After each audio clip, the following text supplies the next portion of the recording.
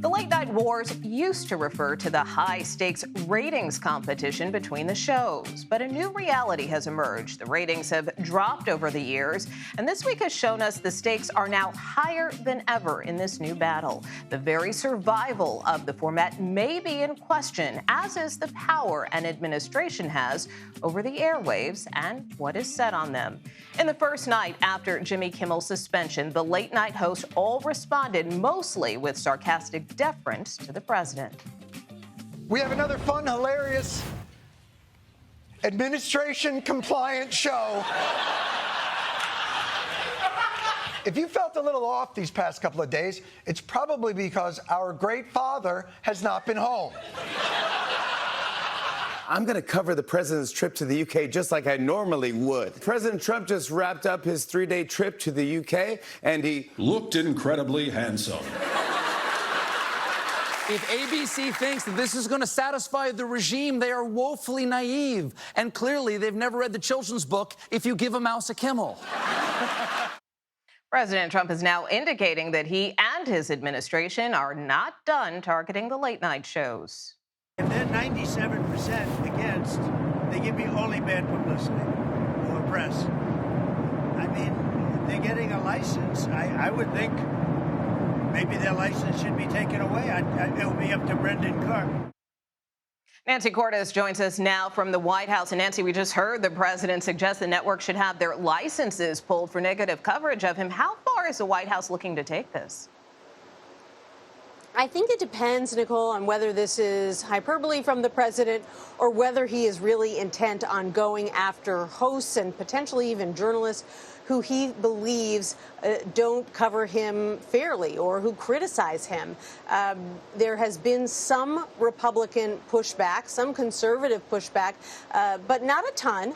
Still, we have heard from some people who typically stand alongside the president, like Ted Cruz of Texas, the senator on his podcast today, said that essentially the way that the FCC chair, David Carr, went about warning Disney and ABC affiliates that perhaps some major deals could be off the table if they didn't do something about Kimmel.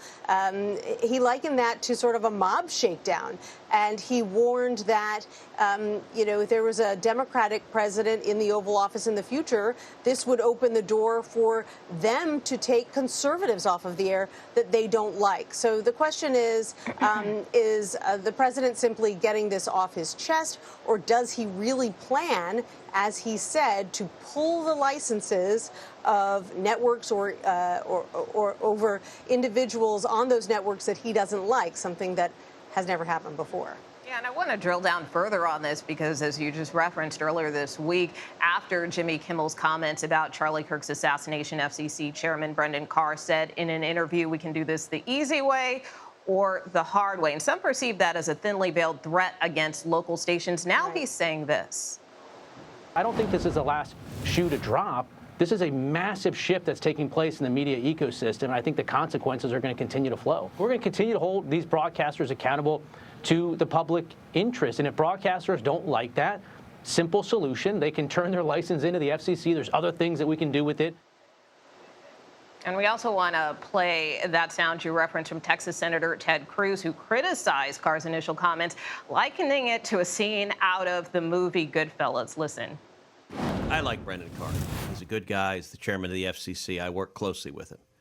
But what he said there is dangerous as hell. He threatens explicitly, we're going to cancel ABC's license. We're going to take him off the air so ABC cannot broadcast anymore. He says, we can do this the easy way, or we can do this the hard way. Yeah. And I got to say, that's right out of Goodfellas. That's right out of a mafioso coming into a bar going, nice bar you have here. It'd be a shame if something happened to it. I mean, that's pretty strong pushback from a key conservative ally of the president, Nancy. Could this have any impact? It could, but I think it depends on whether there are more conservatives who sort of rally to Cruz's position. You've got a lot of Republicans in Congress saying, well, I regret the way that Carr went about this, but I didn't like what Jimmy Kimmel had to say about supporters of Charlie Kirk. I didn't like what he has said about President Trump for years. And essentially, it was Disney's decision at the end of the day. Nobody forced them to pull Kimmel off the air. We don't know how long this suspension of the show is going to last. So they made the case that, it's still Disney in control at the end of the day of Kimmel's fate. Nancy Cordes, thank you so much from the White House.